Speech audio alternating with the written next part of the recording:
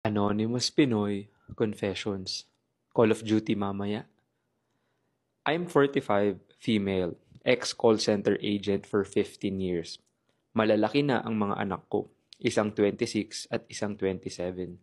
Maaga lumandi sa edad na 17 at 16 nung naging mag-asawa kami ng husband ko. 27 years together and counting. Yung mga anak ko may mga sarili ng buhay. Since kami na lang ni husband sa bahay, sabi niya mag-stop na ako sa work. So I did.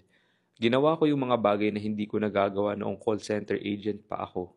Matulog, manood ng TV or sine, umattend ng high school at college reunions, gumala at uminom. A former college friend introduced me to a game called Call of Duty Mobile or CODM.